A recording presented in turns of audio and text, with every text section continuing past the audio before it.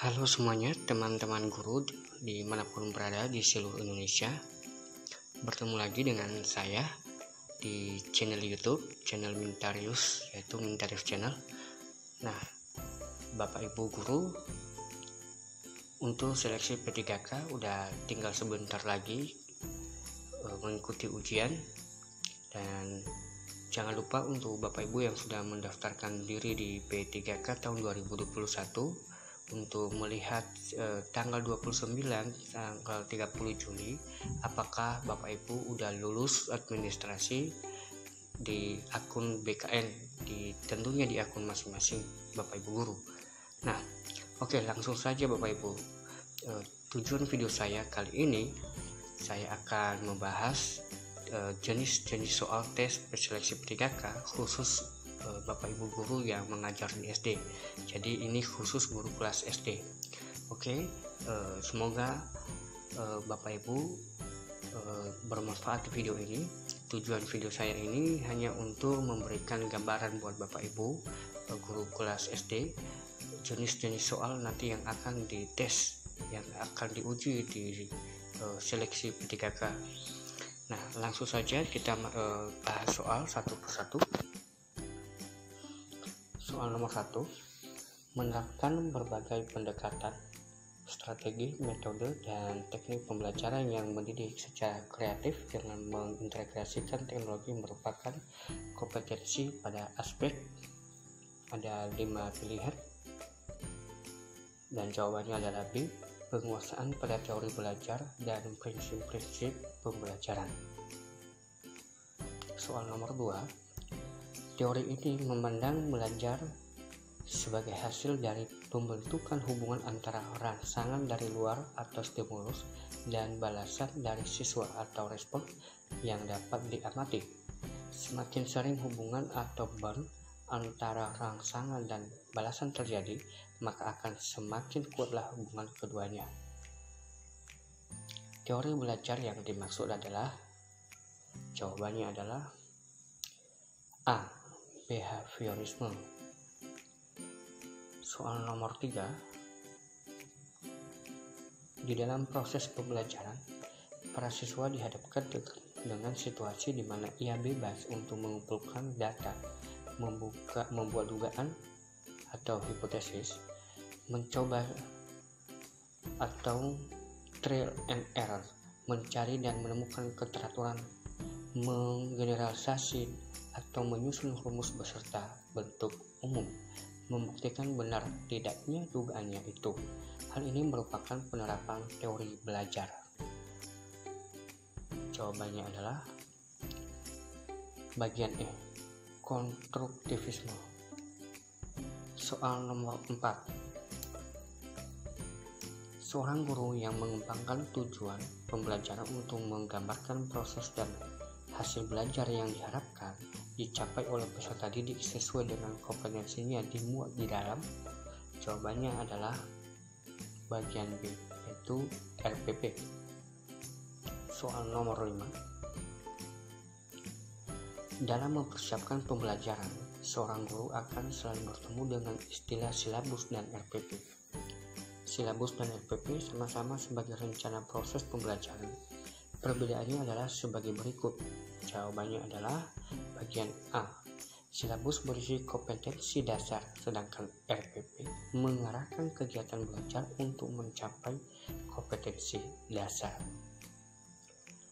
Soal nomor 6, model pembelajaran yang mempunyai keunggulan antara lain berpikir dan bertindak kreatif, memecahkan masalah yang dihadapi secara realistis, merangsang perkembangan kemajuan berpikir siswa untuk menyelesaikan masalah yang dihadapi dengan cepat adalah, jawabannya adalah bagian C, problem solving.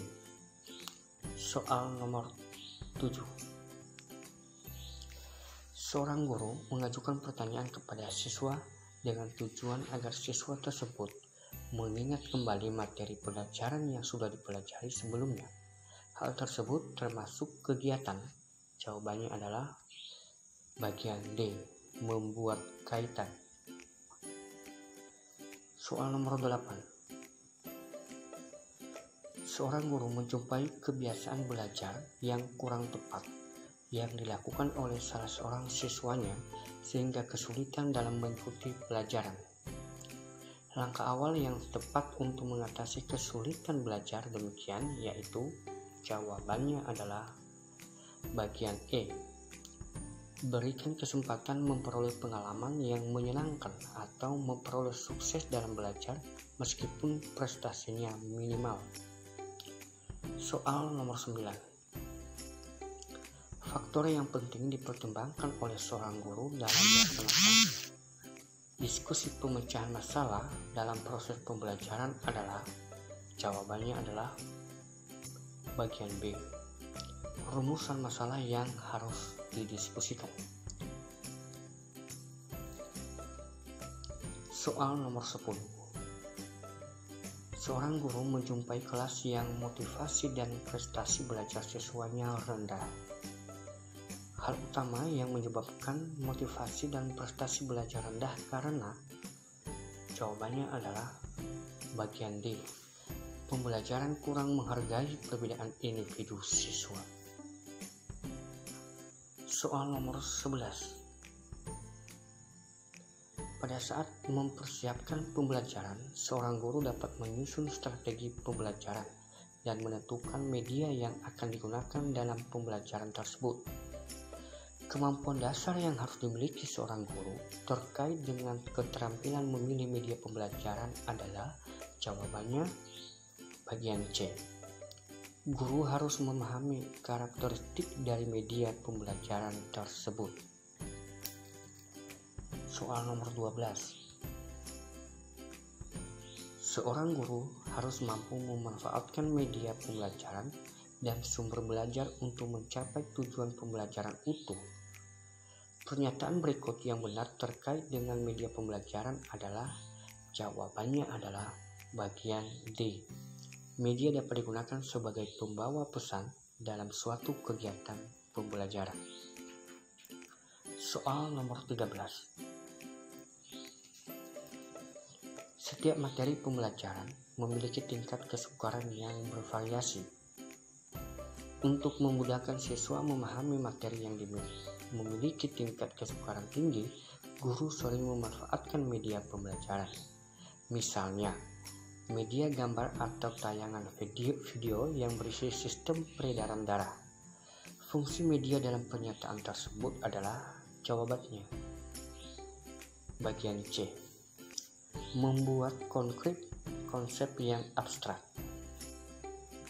Soal nomor 14. Pelaksanaan pembelajaran dengan menggunakan masalah sebagai langkah awal dalam mengumpulkan dan mengintegrasikan pengetahuan baru berdasarkan pengalamannya, dimulai dengan memunculkan pertanyaan penuntun dan membimbing peserta didik berkolaboratif yang mengintegrasikan berbagai subjek atau materi dalam kurikulum. Pembelajaran yang didasarkan oleh guru merupakan strategi pembelajaran. Jawabannya adalah bagian A. Project Based Learning.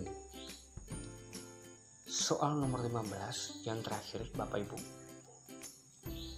Seorang guru melaksanakan pembelajaran yang mengakomodasi semua anggota kelompok, mengungkapkan pendapat, ide, dan tanggapan terhadap skenario secara bebas, sehingga dimungkinkan muncul berbagai macam alternatif pendapat. Kegiatan yang dilakukan guru tersebut merupakan implementasi strategi pembelajaran.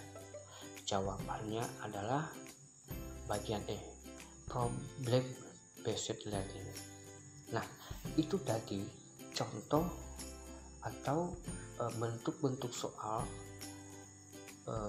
seleksi P3K guru khusus guru kelas SD Bapak Ibu. Nah, yang saya buat di video ini, contoh ini adalah hanya 15 nomor, namun ini sudah mewakili dari beberapa bentuk soal secara keseluruhan khusus Bapak Ibu guru kelas SD nanti.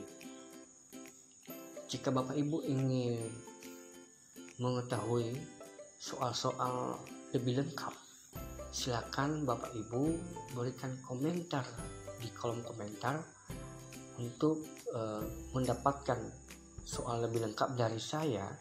Saya akan membagikan dan membantu teman-teman dengan soal-soal yang ada sekitar 30-40 soal khusus guru kelas SD. Silakan berikan komentar dan memberikan alamat email jika bagi Bapak Ibu ingin mengetahui lebih lengkap soalnya. Nah, demikian bentuk-bentuk soal khusus guru kelas SD pada seleksi P3K tahun 2021. Harapan saya semoga Bapak Ibu dapat mengikuti nanti seleksi atau ujian pada seleksi tahun P3K tahun 2021 dan bisa lulus 100%, dan kita berharap bersama bahwa semua guru-guru yang mendaftar menjadi ASN P3K tahun 2021.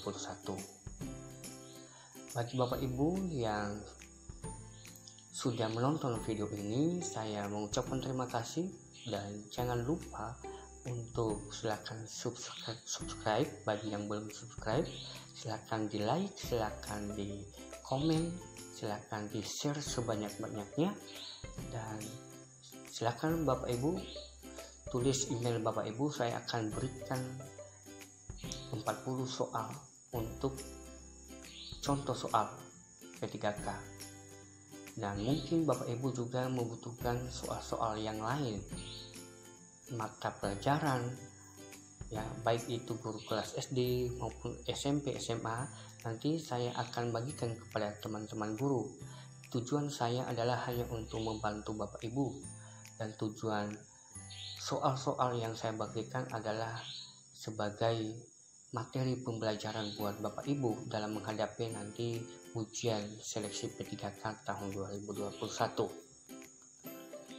Kata terakhir dari saya, selamat berjuang dan sukses menjadi ASN P3K tahun 2021. Semoga berhasil dan semoga sukses. Terima kasih.